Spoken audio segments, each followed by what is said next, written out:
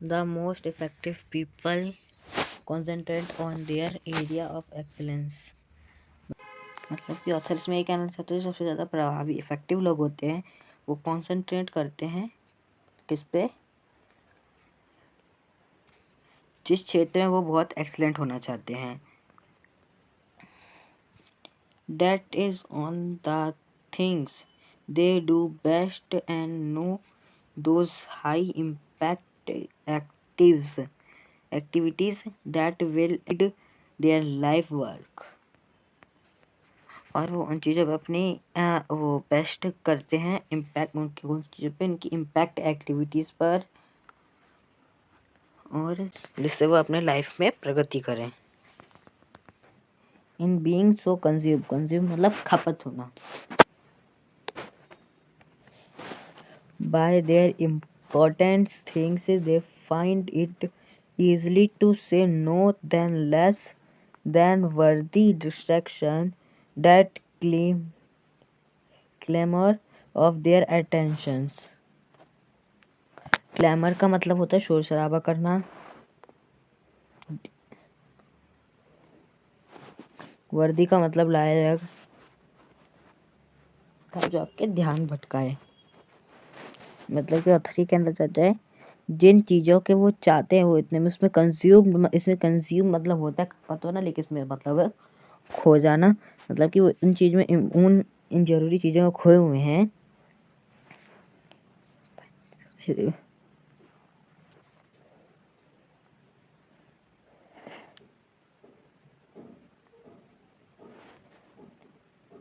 मतलब कि वो उन चीज़ों की तरफ इंटेंशन देते हैं जो कि उनके लिए वर्दी हैं, लायक हैं।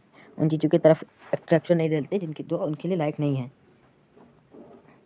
और वाली क्राइम करने की होती है वो अटेंशंस। ऑथर ये कहना चाहता है उनके लिए उन चीज़ों को ना करना आसान होता है जो कि उनके लिए जो कि अटेंशन मांग रही होती हैं। Michael Jordan the best basketball player in games history. मतलब माइकल जॉर्डन बहुत अच्छे बास्केटबॉल प्लेयर थे हिस्ट्री मतलब इतिहास में। They did not ignored these concentrates being his information and purpose he travel schedule did not ignored his concentrate मतलब वो अपने concentrate को ज़्यादा अपने concentrate से ज़्यादा भेदभाव नहीं करते थे। डिज़ाइन हिज यूनिफॉर्म्स और ना ही वो अपने यूनिफॉर्म्स को डिज़ाइन करते थे। And they prepare his travel schedules और वो भी इन चीज़ों पे एनर्जी अपनी ये नहीं ख़त्म करते थे कैसे ट्रैवल करना है कहाँ जाना है, उन चीज़ों पे भी अपने एनर्जी नहीं ख़त्म करते थे।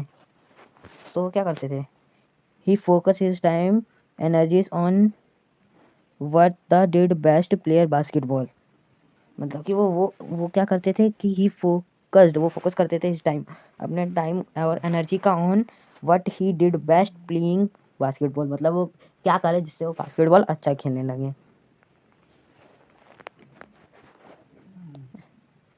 एंड डेलीगेटेड एवरीथिंग्स, डेलीगेटेड का मतलब बांट देना, एल्स टू हिज हैंडलेस मतलब वो बाकी चीज़ों को बांट देते थे।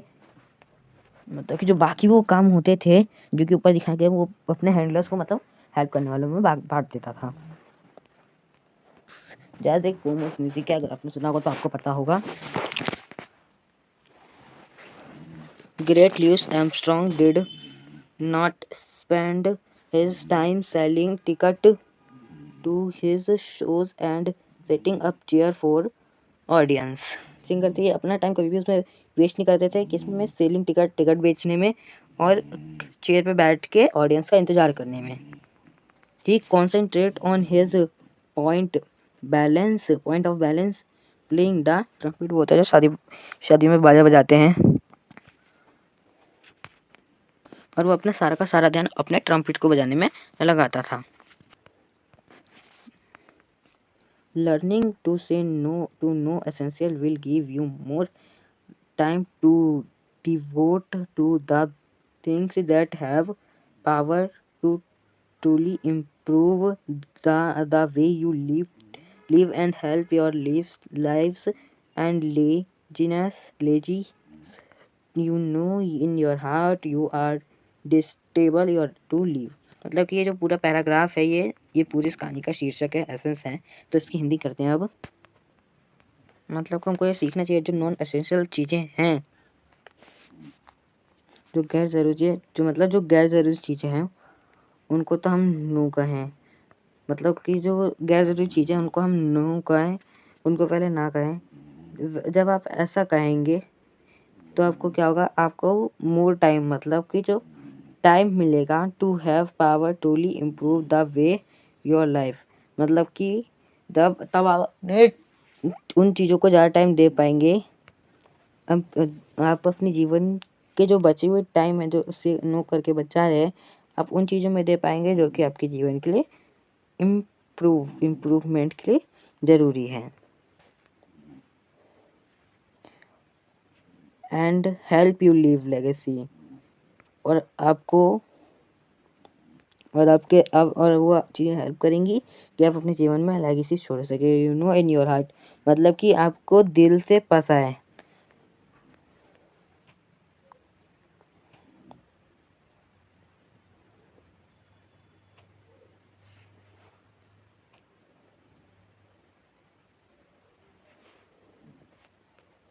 और आपको अपने दिल में ये बात पता होगी।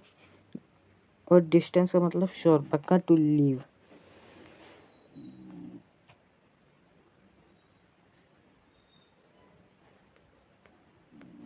और आपको ये पता होगा कि आपको अपने मरने के बाद विरासत छोड़नी है, तो आप उन विरासत को इकट्ठा करने के लिए वो काम कर पाएंगे जो कि आपको करना है। सो इसी के साथ हमारी ट्रांसलेशन की वीडियो ख़त्म होती है, चैप्टर भी ख़त्म होता है। अगर आपको अच्छा लगा होगा तो please like share subscribe. Thank you for watching.